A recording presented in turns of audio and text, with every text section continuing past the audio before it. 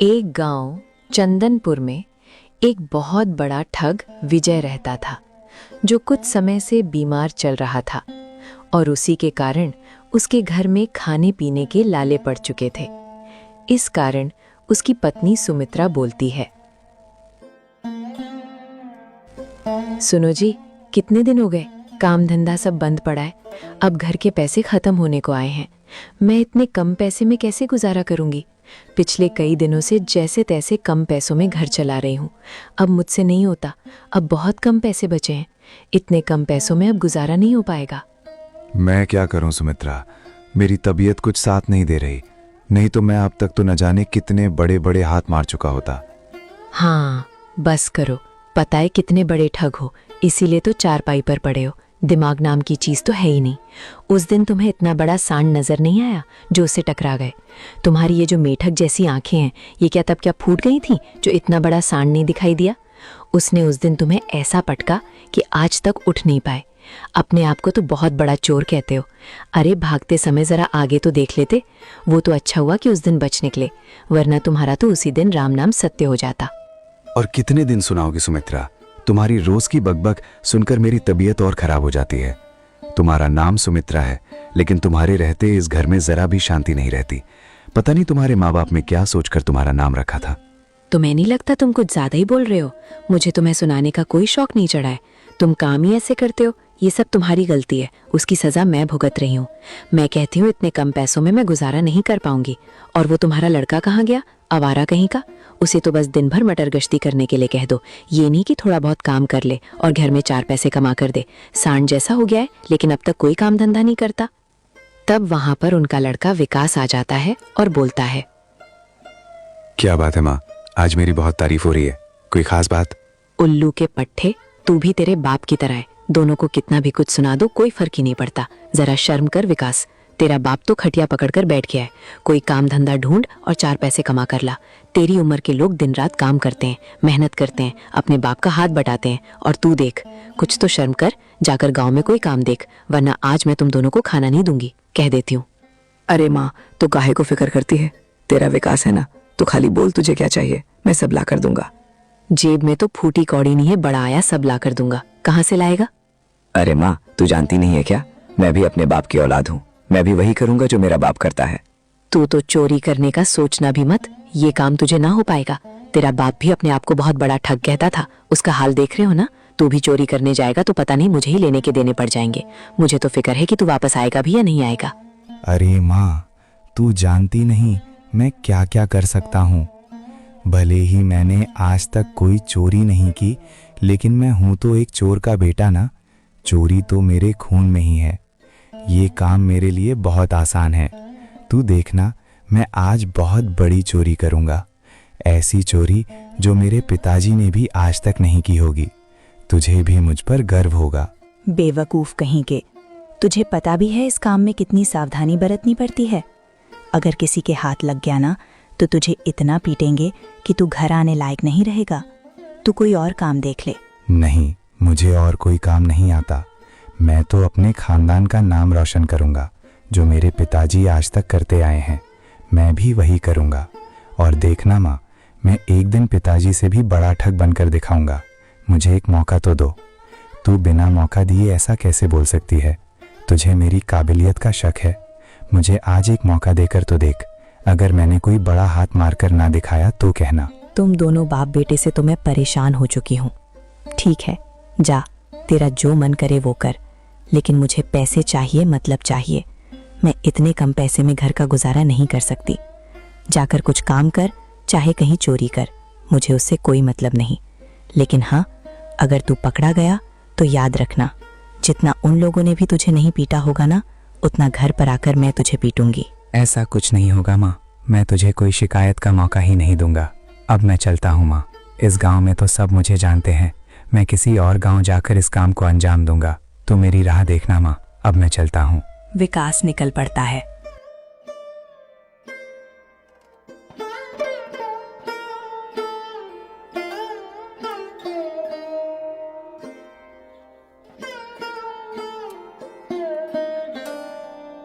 दूसरे गांव में दो चोर एक पेड़ के नीचे बैठे होते हैं, आपस में बात कर रहे होते हैं।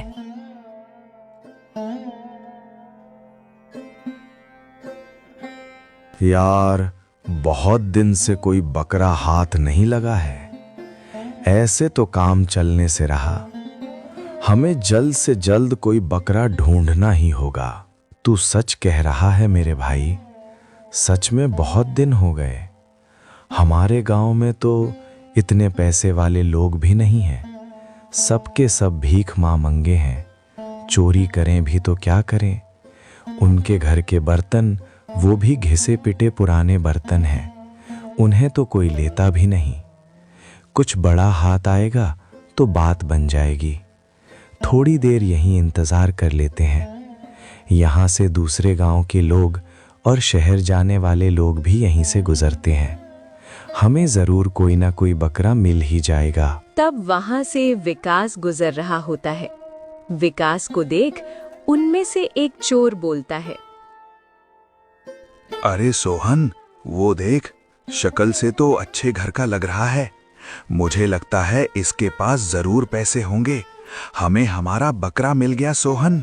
चलो चलो, इसको अपने बातों के जाल में फंसाते हैं। विकास को देख मदन बोलता है, अरे भाई, कहाँ जा रहे हो? कितनी तेज धूप है। जरा यहाँ आकर बैठो। इतनी तेज धूप में जाओगे तो बीमार पड़ जाओगे। तुम लोग कौन हो? अरे, हम तो इसी गांव के हैं। तुम बताओ, तुम किस गांव के हो और इतनी तेज धूप में कहाँ जा रहे हो? अरे कुछ नहीं भाई, वो मैं जरा शहर की ओर जा रहा था, कुछ काम था। थोड़ी देर यहाँ आराम कर लो, धूप कम हो जाएगी तब चले जाना। आजकल की धूप बहुत भयंकर है। शहर पहुँचते पहुँचते तुम्हारा तो दम निकल जाएगा। थोड़ा आराम कर लो, फिर चले जाना। इतनी भी क्या जल्दी है? हाँ भाई, तुमने सच कहा, थोड़ी देर आराम कर लेता हूँ। विकास जाकर उनके साथ पेड़ के नीचे बैठ जाता है और बोलता है, सचमुच भाई, यहाँ पेड़ की छांव में कितनी ठंडक है। बहुत अच्छा लग रहा है। अच्छा हुआ मैं यहाँ रुक गया। यहाँ बहुत सुकून सा लग रहा है। वैसे हम ऐसे ही बैठे बैठे क्या करेंगे? एक काम करते हैं, एक खेल खेलते हैं। समय भी कट जाएगा और अब तक धूप भी कम हो जाएगी।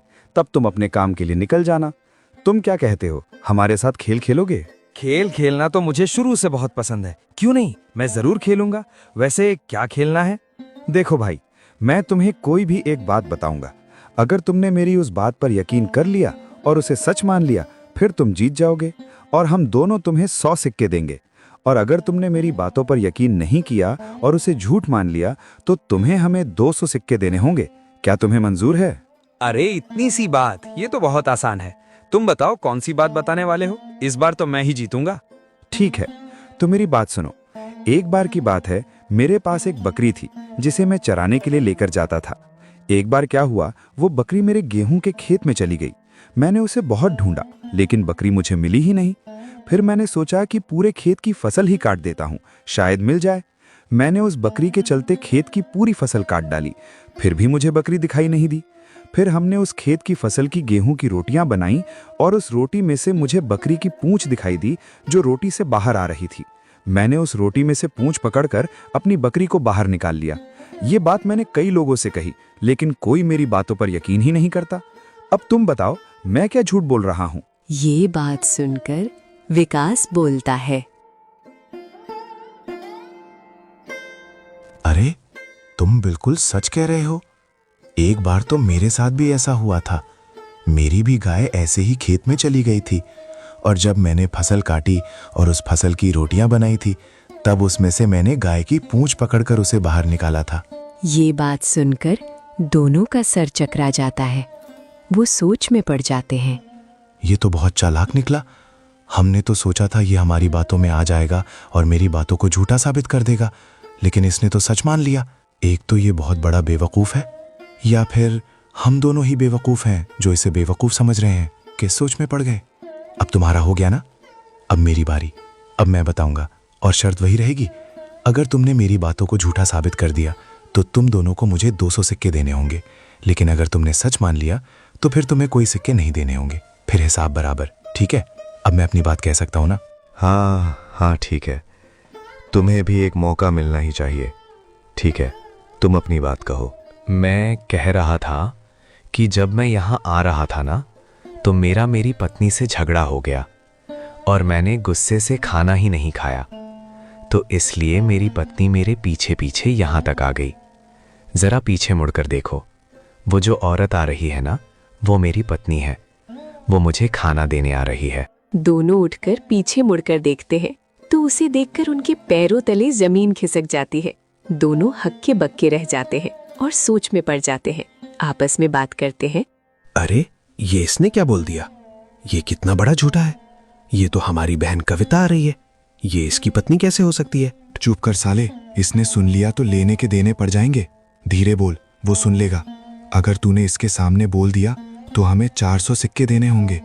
हम इसके सामने ये नहीं कह सकते कि ये झूठ बोल रहा है, हम हार जाएंगे। ये तो क्या बोल रहा है मदन? अगर हमने इसकी बात मान ली तो हमें तो हमारी बहन विदा करनी होगी। अरे सोहन, 400 सिक्कों की बात है, 400 सिक्के कम नहीं होते हैं। अगर इसके बदले हमारी बहन देनी पड़ जाए तो ये तो अच्छा ही सौदा है। वैसे भी हमें हमारी बहन की तो शादी करनी है। हम एक काम करते हैं, इसके साथ हमारी बहन को विदा कर देते हैं। 400 सोने के सिक्के तो नहीं देने होंगे ना? तुम दोनों ही आपस में क्या फुसफुसा रहे हो? बताओ ना, मेरी बात सच है या झूठ? तुमने तो कुछ बोला ही नहीं। अरे कुछ नहीं जीजा जी, ये तो बिल्कुल सच बात है। ये आपकी ही पत्नी है, ये हमारी बहन है और आपकी पत्नी। हम तो यही कह रहे थे कि बहुत दिन से आप अपनी पत्नी को लेने नहीं आए। हम आपका कब से इंतजार कर रहे थे। हमने तो सोचा भी नहीं कि आज आपसे ऐसी मुलाकात होगी। तब कविता वहां आती है। भैया, तुम दोनों ये क्या बात कर रहे हो? ये कौन है? अरे बहना, ये हमारे जीजा जी हैं और तुम्हारे पति हैं। तुम्हें लेने आए हैं, तुम्हें उनके साथ जाना होगा। तुम दोनों के दोनों पगला गए हो क्या? ये और मेरे पति, मेरी शादी कब हुई? तुम दोनों ने कोई भांग वांग तो नहीं खा ली? होश में भी हो और पता नहीं क्या बोलते जा रहे हो। अरे बहन, हम सच कह रहे हैं, ये हमारे जीजा जी हैं। दरअसल तुम दोनों की शादी बचपन में ही हो गई थी और दोनों समाधि ने फैसला लिया था कि जब तुम दोनों बड़े हो जाओगे तभी तुम्हारी विदाई होगी। तुम्हारी शादी हो चुकी है बहन, अब तुम्हारे पति तुम्हें लेने आए हैं, तुम्हें उनके साथ जाना होगा। क्या? मुझे तो इस बारे में कभी किसी ने बताया ही नहीं। क्या सच में मेरी शादी हो चुकी है? हाँ बहन, हम तुझे झूठ क्यों बोलेंगे। बचपन में ही तेरी शादी हो चुकी थी। पिताजी ने मरते मरते मुझे ये बात कही थी कि जब तुम्हारा पति तुम्हें लेने आएगा तब खुशी खुशी विदा कर देना। बहना, आज वो दिन आ चुका है, आज तेरी विदाई का दिन है। बहना, तुझे अपने पति के साथ अपने घर जाना होगा। अच्छा भैया, मुझे तो इस बारे में पता ही नहीं था कि मेरी शादी इनसे हो चुकी है। ठीक है, आप कहते हो तो मैं उनके साथ जाने के लिए तैयार हूँ। विकास मन ही मन सोचता है, ये दोनों के दोनों चंडाला कितने कंजूस हैं। 200 सिक्कों के लिए इन्होंने मुझे अपना जीजा जी बना लिया और तो और अपनी बहन मेरे साथ भेजने के लिए तैयार हो गए। मैंने तो सोचा था ये इस बात पर गुस्सा करेंगे और इसे झूठा साबित करेंगे, लेकिन ये तो मान गए। दोनों के दोनों बहुत अजीब हैं। सिक्के बचाने के लिए अपनी बहन को कुर्बान कर रहे हैं। इनको तो सबक सिखाना ही होगा। खैर कोई बात नहीं, मुझे मुफ्त की पत्नी मिल जाएगी, शादी का खर्च भी बच जाएगा और इसे देख माँ भी बहुत खुश हो जाएगी। उन्हें घर के कामों में मदद हो जाएगी।